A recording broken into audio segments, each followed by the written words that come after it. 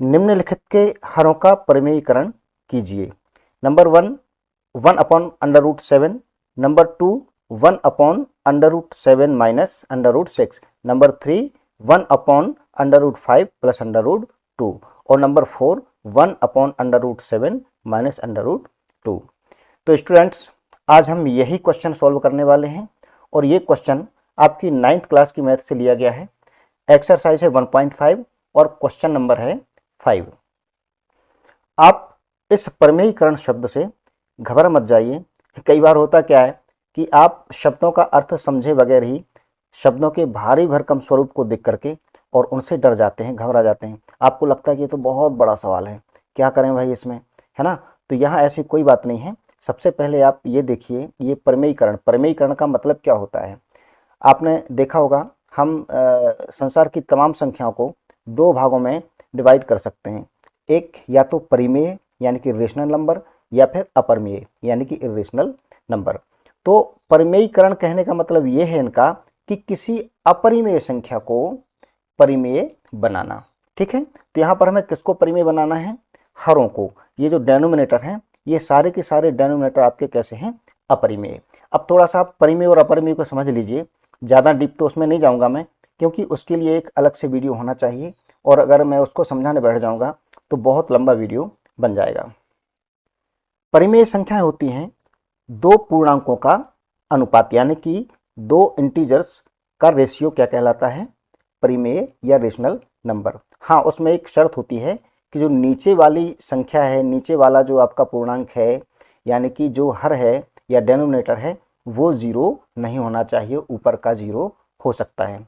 इसके विपरीत अपरिमेय संख्या क्या है, अपरिमेय संख्याएं वो हैं जिनको हम दो इंटीजर के रेशियो के रूप में ना लिख सकें। ठीक है, आपने परिभाषा पढ़ी होगी परिमेय संख्या की, कि ऐसी संख्या या ऐसी संख्याएं जिनको हम p/q के रूप में लिख सकते हैं, जबकि p और q दोनों ही पूर्णांक हैं और सहअभाज्य हैं, साथ ही जो हर है यानी कि q है वो जीरो के बराबर नहीं होना चाहिए। तो उनको हम क्या कहते हैं, परिमेय संख्याएं। अब अपरिमेय संख्या क्या है, इसके जस्ट विपरीत अपरिमेय संख्याएं होती हैं, यानी कि जिनको हम p/q के रूप में ना लिख सकें। तो p/q के रूप में किनको नहीं लिख सकते हम, देखिए जो कर्णी संख्याएं होती हैं, कर्णी वाली, जैसे कि ये √7 है, ये √7 माइनस √6 है। ठीक है, तो जो कर्णियां हैं, अगर उनका मूल पूरा पूरा नहीं निकलता है, यानी कि अगर उनका मूल डेसिमल में आ रहा है, इसका मतलब है कि वो कैसी हैं, वो अपरिमेय है, इरेशनल हैं। ठीक है, और दूसरा वो कि जो डेसिमल वाली संख्याएं होती, तो डेसिमल वाली संख्याएं कौन सी, डेसिमल दो प्रकार का होता है। एक तो शांत यानी कि टर्मिनेटिंग डेसिमल, दूसरा होता है नॉन टर्मिनेटिंग डेसिमल। अब नॉन टर्मिनेटिंग डेसिमल भी दो प्रकार का होता है, एक तो नॉन टर्मिनेटिंग रिपीटिंग डेसिमल और दूसरा होता है non terminating non repeating decimal. इसको अगर हम हिंदी में कहें तो पहला है शांत दशमलव। तो शांत दशमलव में कभी आप भाग करते हो, दशमलव के बाद 2-4 अंक या 10 अंक आने के बाद भाग की क्रिया समाप्त हो जाती है, यानी कि शेषफल 0 आ जाता है। तो ऐसी संख्याएं कहलाती हैं शांत दशमलव और ये परिमेय होती हैं। दूसरा होता है अशांत यानी कि नॉन टर्मिनेटिंग डेसिमल। तो अशांत दशमलव में क्या होता है, इसमें भाग की क्रिया निरंतर चलती जाती है, कभी भी शेषफल 0 नहीं आता है। तो ये भी दो प्रकार का होता है, एक तो होता है अशांत आवर्ती दशमलव यानी कि नॉन टर्मिनेटिंग रिपीटिंग डेसिमल। इसमें क्या होता है कि दशमलव के बाद अंक आते जाते हैं आते जाते हैं आते जाते हैं, कभी भी 0 शेषफल नहीं आता है ना। और उसमें अंक जो है एक निश्चित क्रम के बाद कोई अंक या अंक समूह एक निश्चित क्रम के बाद रिपीट होता है। जबकि जो इसका दूसरा टाइप है वो है नॉन रिपीटिंग नॉन टर्मिनेटिंग, यानी कि नॉन टर्मिनेटिंग नॉन रिपीटिंग, यानी कि अशांत अनावर्ती दशमलव। इसमें भी दशमलव के बाद अंक आते जाते हैं आते जाते हैं आते जाते हैं, लेकिन उसमें कोई भी अंक या कोई भी संख्या एक निश्चित क्रम से रिपीट नहीं होती। रिपीट तो होती है लेकिन एक निश्चित क्रम से रिपीट नहीं होती। ठीक है, तो पहले दो टाइप के दशमलव हैं, यानी कि शांत दशमलव और शांत आवर्ती, ये परिमेय संख्या होती हैं। और अशांत दशमलव जो दूसरे टाइप का दशमलव है, यानी कि अशांत अनावर्ती, तो वो होता है अपरिमेय। तो दो प्रकार की संख्याएं अपरिमेय हो गई, एक तो कर्णी वाली संख्या जिनका मूल पूरा पूरा न निकलता हो, और दूसरा अशांत अनावर्ती दशमलव। वास्तव में ये कर्णी वाली संख्याएं भी जिनका मूल पूरा पूरा नहीं निकलता है, उनका डेसिमल भी अशांत अनावर्ती ही प्राप्त होता है। तो इस प्रश्न में हमसे यही कहा गया है कि हरों को परिमेय बनाइए। इनमें से किसी भी प्रश्न का हर परिमेय नहीं है। तो किसी अपरिमेय संख्या को परिमेय बनाने के लिए हमें उसके सरलतम परिमेयकारी गुणक की आवश्यकता होती है। अब सरलतम परिमेयकारी गुणक क्या होता है? देखिए, कुछ ऐसी संख्याएं होती हैं, जैसे मान लीजिए कोई अपरिमेय संख्या है, तो कुछ ऐसी संख्याएं भी आपको मिलेंगी जिनका उस अपरिमेय संख्या में गुणा करने पर वह अपरिमेय संख्या परिमेय बन जाती है। और ऐसी एक संख्या नहीं, कई संख्या मिलेंगी, ठीक है ना। तो उनको हम कहते हैं परिमेयकारी गुणक, यानी जो अपरिमेय संख्या को परिमेय कर दे ऐसे गुणक, ऐसी संख्याएं, ठीक है। लेकिन उनमें जो सबसे छोटी संख्या होगी, क्योंकि ऐसी तो कई संख्या मिल जाएंगी आपको। फॉर एग्जाम्पल जैसे √5 है, यानी कि 5 का वर्गमूल है, तो ये अपरिमेय संख्या है। इसको परिमेय बनाने के लिए जब हम वर्गमूल निकालते हैं तो हमें जोड़ी की आवश्यकता पड़ती है, यानी कि इसमें हम √5 का अगर मल्टीप्लाई कर दें तो ये पूरा जोड़ा मिल जाएगा और करनी हट जाएगी, यानी कि 5 आ जाएगा, तब ये परिमेय संख्या बन गई। तो यहाँ पर मैंने कितने का गुणा किया? √5 का। तो ये √5 जो है इसका क्या हो जाएगा? सरलतम परिमेयकारी गुणक। और एक एग्जाम्पल देखिए, अब जैसे करनी 8 है, वर्गमूल 8, तो इसको परिमेय बनाने के लिए हमें इसका जोड़ा मिलाना होगा, यानी कि हमें करनी 8 का वर्गमूल 8 का इसमें गुणा करना पड़ेगा। इसके साथ ही साथ हम अगर इसमें √32 यानी कि वर्गमूल 32 का गुणा कर दें तो भी ये क्या बन जाएगा?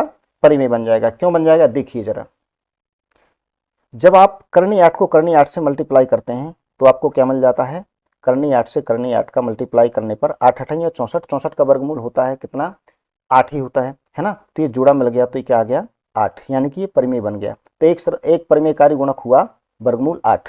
जब आप करनी 8 को 32 से गुणा करते हैं, करनी 32 से, तो इसका गुणनफल होता है 256। तो 256 का वर्गमूल आपको पता है कितना होता है? 16 होता है, ठीक है। तो ये 16 भी क्या हो गया? परिमेय संख्या होगी। इस प्रकार से वर्गमूल 8 में आपने वर्गमूल 32 से गुणा किया तो भी आपको एक परिमेय संख्या मिल गई। तो वर्गमूल 32 भी क्या हुआ? इसका एक परिमेयकारी गुणक हुआ, है ना। अब जरा देखिए जरा, क्या हमें इनका गुणा करना आवश्यक था? जी नहीं। अगर हम 8 में वर्गमूल 8 में केवल वर्गमूल 2 से गुणा कर दें तो हमें क्या प्राप्त हो जाता है? वर्गमूल 16 है। और वर्गमूल 16 है, 16 का वर्गमूल कितना होता है? 4, जो कि एक परिमेय संख्या है। तो अब यहाँ पर ये जो 2 है, वर्गमूल 2 है, ये भी परिमेयकारी गुणक है, लेकिन और भी परिमेयकारी गुणक हो सकते हैं। उन सभी परिमेयकारी गुणकों में ये जो वर्गमूल 2 है सबसे छोटा है, इसलिए हम कहेंगे इसको कि ये सरलतम परिमेयकारी गुणक है। तो आप सरलतम परिमेयकारी गुणक समझ गए होंगे। चलिए अब हम अपने प्रश्न को सॉल्व करते हैं।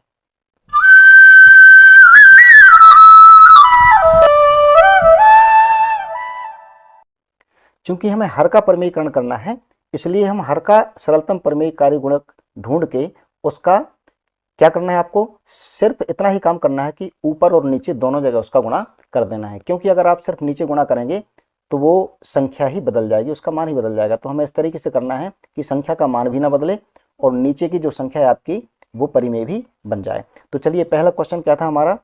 1/√7। तो √7 का जो सरलतम परिमेयकारी गुणक है वो √7 ही होगा, तभी इसका जोड़ा मिलेगा और तभी ये बाहर निकलेगा। तो हम इसमें ऊपर नीचे √7 का गुणा कर देंगे, है ना।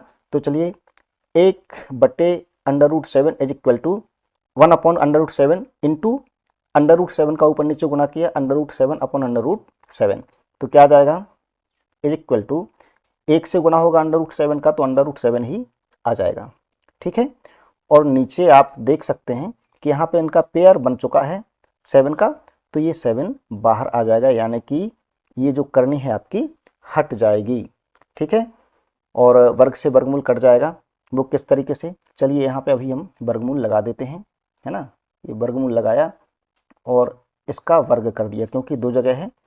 तो अब ये आ गया √7 और यहाँ स्क्वायर से स्क्वायर रूट कट जाएगा, 7 आ गया। तो आप देख सकते हैं कि नीचे 7 आ गया और 7 क्या है? एक रेशनल नंबर है। इस प्रकार से आपका आंसर ये प्राप्त हो जाता है। चलिए दूसरा क्वेश्चन भी देख लेते हैं। दूसरा क्वेश्चन है 1/√7 माइनस √6। ऐसी कंडीशन में जबकि अब यहाँ पर कोई एक संख्या नहीं है, यहाँ पर 2 संख्याएं हैं, √7 और √6। तो या तो ये दोनों ही अपरिमेय होंगी या दोनों में से कोई एक परिमेय और एक अपरिमेय होगी। तो इस कंडीशन में हम क्या करेंगे? कुछ नहीं करना है। वही प्रोसेस है, बस ये देख लेना कि इन दोनों के बीच का चिन्ह क्या है। जो चिन्ह होगा उसको हम बदल के ऊपर नीचे गुणा कर देंगे, यहाँ नहीं बदलेंगे, गुणा करते समय उसको बदल देंगे। ठीक है, अगर माइनस है तो प्लस कर देंगे और प्लस है तो माइनस। तो अब इसका क्या आ जाएगा, 1/√7 minus √6 is equal to 1/√7 minus √6। हमें क्या करना है, ये माइनस का चिन्ह जो है बदल करके ऊपर नीचे गुणा कर देना है। यानी कि हम गुणा करेंगे √7 माइनस के स्थान पे क्या आ जाएगा प्लस √6, और जितने का गुणा ऊपर किया उतने का गुणा नीचे भी हमें करना है, √7 प्लस √6। ठीक है, इनको हम ब्रैकेट में भी ले सकते हैं इस तरीके से। अब क्या आ जाएगा, अब आप जानते हैं कि किसी भी संख्या का 1 से गुणा किया जाए तो वो जिस संख्या का गुणा किया जाता है उतनी ही आ जाती है। यानी कि यहाँ पर √7 प्लस √6 ही आ जाएगा ऊपर, लेकिन नीचे नीचे आपके पास दो तरीके हैं। एक तरीका तो यह है कि आप इनका गुणा कर लीजिए, लेकिन इसके लिए आपको गुणा करना आना चाहिए।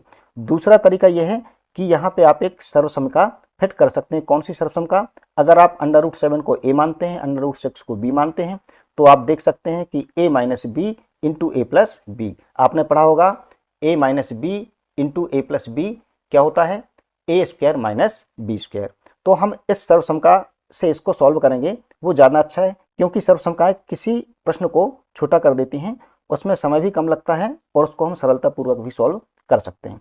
तो ये कितना आ जाएगा, ऊपर तो आप सेम रख लीजिए √7 प्लस √6 है ना, और नीचे क्या आ जाएगा a का स्क्वायर माइनस b का स्क्वायर, यानी कि √7 का स्क्वायर और माइनस √6 का स्क्वायर, और ये आ जाएगा is equal to √7 plus √6 upon, तो √7 का स्क्वायर से स्क्वायर रूट कट जाएगा, 7 आ जाएगा। इसी प्रकार से माइनस √6 का स्क्वायर से स्क्वायर रूट कट जाएगा और कितना आ जाएगा 6 आ जाएगा, है ना। तो हमें अब कितना प्राप्त हो जाएगा, ये हमें प्राप्त हो गया √7 प्लस √6, और 7 में से 6 माइनस होंगे तो कितना आ जाएगा 1। और आपको पता है कि किसी भी संख्या के बटे में 1 लिखा नहीं जाता, तो हमें प्राप्त हो जाएगा √7 प्लस √6, और ये हमारा जो डेनोमिनेटर है हर कैसा है, कैसा हो गया, ये परिमेय हो गया। तो इसका आंसर आ गया ये इसका आंसर हुआ। यहाँ पर मैंने सर्वसम का भी लिख दिए, a minus B into A plus B is equal to A square minus B square.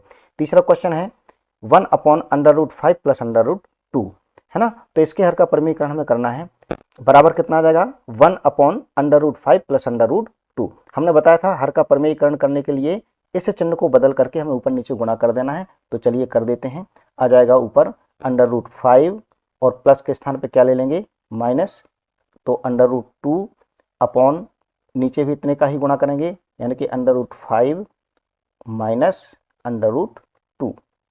इससे हमें प्राप्त होगा, पहले तो ब्रैकेट लगा लें आप इस तरीके से, हमको प्राप्त हो जाएगा ऊपर की संख्या जैसी वैसी रहेगी, यानी कि √5 माइनस √2, है ना।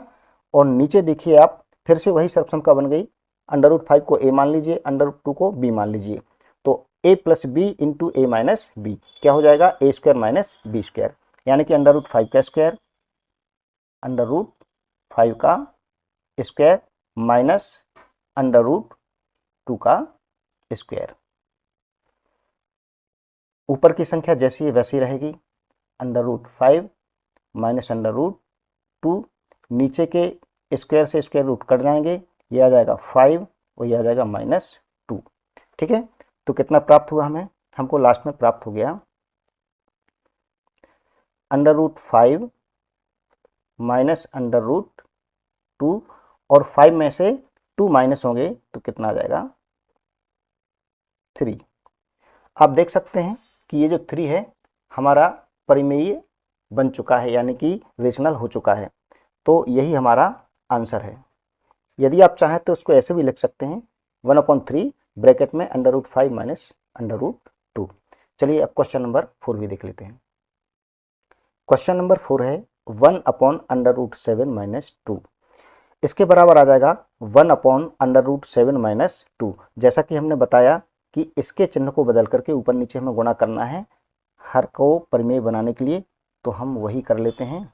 गुणा करेंगे अंडर रूट 7 और यहाँ माइनस था तो यहाँ क्या कर देंगे +2, इसी का गुणा ऊपर और इसी का गुणा नीचे, अंडर रूट 7 +2। ब्रैकेट लगा दीजिए इस तरीके से, ये ब्रैकेट लग गए, है ना। ऊपर कितना आ जाएगा, ऊपर तो आपको पता है 1 से गुणा हो रहा है तो जितना है उतना ही आ जाएगा, अंडर रूट 7 +2। और नीचे ध्यान दीजिए फिर से वही सर्वसम बन गई, अंडर रूट 7 को आप a मानिए और 2 को मानिए b, तो a minus B into A plus B, तो क्या हो जाएगा a का स्क्वायर माइनस b का स्क्वायर, यानी कि अंडर रूट 7 का स्क्वायर और माइनस 2 का स्क्वायर। तो कितना प्राप्त होगा, ऊपर जो है जैसा था वैसा ही लिख लीजिए, अंडर रूट 7 +2, नीचे कितना आ जाएगा, स्क्वायर से स्क्वायर रूट कट जाएगा, यानी कि ये आ गया आपका 7 और यहाँ -2 का स्क्वायर कितना आ जाएगा 4। ठीक है, तो ये हमें प्राप्त हो जाएगा अंडर रूट 7 +2 अपॉन 7 में से 4 माइनस होंगे तो 3, या इसको आप ऐसे भी लिख सकते हैं 1/3 ब्रैकेट में अंडर रूट 7 +2। ठीक है, ये हमारा आंसर है। अब इसमें आप ये गलती मत कर दीजिए कि अंडर रूट 7 और 2 इनको प्लस करके आप अंडर रूट 9 मत कर दीजिए या 9 मत कर दीजिए, क्योंकि ऐसा नहीं होगा, है ना। एक जैसी घात वाली संख्याएं ही जुड़ती या घटती हैं। यहाँ पर 7 की जो पावर है वो 1/2 है और 2 की जो पावर है वो 1 है, तो इनको हम जोड़ घटा नहीं सकते। कब जोड़ घटा पाएंगे, अगर हम 7 का स्क्वायर रूट निकाल लें, यानी कि वर्गमूल निकाल लें, तो जब हमें वर्गमूल प्राप्त हो जाएगा फिर हम उसको 2 में जोड़ या घटा सकते हैं। सीधे हम अंडर रूट 7 में 2 को जोड़ या घटा नहीं सकते। इसी बात का ध्यान आपको हर जगह रखना है। ऊपर भी यहाँ भी देखिए आप under root 5 minus under root 2, इसको आप अंडर रूट 3 मत कर दीजिए, ठीक है, नहीं तो 5 में से आप 2 घटा दें तो अंडर रूट 3 कर दें। जब तक इनकी वैल्यू नहीं निकलेगी तब तक इनको हम जोड़ घटा नहीं पाएंगे। और इन सभी सवालों में एक ही सर्वसम का लगनी है, वो है a minus B A plus B is equal to A square minus B square. तो ये क्वेश्चन आपका सॉल्व हो गया और मैं उम्मीद करता हूँ कि आपको प्रश्न बहुत अच्छी तरीके से समझ में आ गया होगा। अब चलते चलते आपने यदि अभी तक वीडियो को लाइक ना किया हो तो वीडियो को लाइक कर दीजिए, शेयर भी कर दीजिए, और कहीं कोई दिक्कत रह गई हो जो आपको समझ में ना आई हो तो आप कमेंट करके पूछ भी लीजिए। और हाँ, चैनल को सब्सक्राइब करना ना भूलें, साथ में बेल आइकन का बटन भी दबा दें, ताकि जैसे ही मैं नया वीडियो अपलोड करूं तो उसकी नोटिफिकेशन आपको समय से मिल जाए। ठीक है, अब आप मुझे विदा दें, मैं फिर मिलूँगा आपसे एक नया सवाल लेकर के, एक नया वीडियो लेकर के। वीडियो देखने के लिए आपका बहुत बहुत धन्यवाद।